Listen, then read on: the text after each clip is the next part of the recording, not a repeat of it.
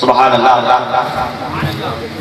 مولانا عبدالصحیح صاحب حضرات نے بہت خوبصورت دو ہی شعر لیکن بہت اچھا سنا. یوں ہی نہیں جنت میں میرا نام لکھا ہے, یوں ہی نہیں جنت میں میرا نام لکھا ہے, میری جبی پہ نبی کا غلام لکھا ہے. یوں ہی نہیں جنت میں میرا نام لکھا ہے, میری جبی پہ نبی کا غلام لکھا ہے, میرا قلم بھی سرے حشر تولنا مولا, میرا قلم بھی نبی پر سلام لکھا ہے. یوں ہی نہیں جنت میں میرا نام لکھا ہے, میری جبی پہ نبی کا غلام لکھا ہے, میرا قلم بھی سرے حشر تولنا مولا, میرا قلم بھی نبی پر سلام لکھا ہے. اور جہاں پہ لکھا تھا جنت کے راستے کا پتہ, وہاں پہ میں نے فقط ماں کا نام لکھا ہے.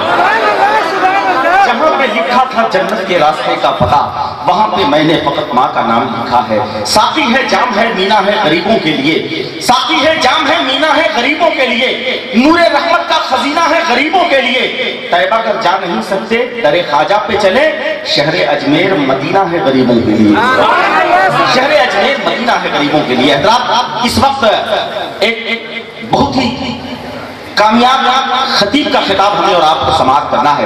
ملک اور بیرون ملک میں حضرت علامہ مولانا مفتی اطہر حسن صاحب قبلہ ضیائی نہ صرف خطاب کی بنیاد پر جانے اور پہچانے جاتے ہیں, بلکہ قلم کا باغپن, تحریر کی نزاکت, جملوں کی لطافت ایسی ہے جس کی بنیاد پر ملک اور بیرون ملک میں حضرت علامہ مفتی اطہر حسن صاحب قبلہ ضیائی آئینے کی طرح سمجھے جاتے ہیں. ان کی تقریر میں ادب کا وقار, علم کا تنتنا, فکر کی تازگی, شوکت خیال کی رعنائی, طلعت افکار کا اجالا بدرجہ اتم موجود ہوا کرتا ہے. سرکار تاج الشریعہ نے جن کے علم لیاقت کو دیکھ کر اپنا خلیفہ منتخب کیا ہے, سبحان اللہ, ایسی عظیم اور باوقار شخصیت کو جب آپ نے مدعو کیا ہے, وقت بہت زیادہ ہو گیا ہے, لیکن میں بڑے ادب و احترام کے ساتھ حضرت سے گزارش کرتا ہوں کہ وہ کرسی خطابت پر تشریف لائیں اور خطاب فرما کر ہم تمامی سامعین کے فضمودہ قلوب کو ایمان کی جلا بخشیں. اگر واقعی آپ حضرت کی تقریر سننا چاہتے ہیں تو دونوں ہاتھوں کو پرچم اسلام بنائیں اور یہ بتائیں کہ حضرت رات کے اتنی دور تک اور اتنی دیر تک,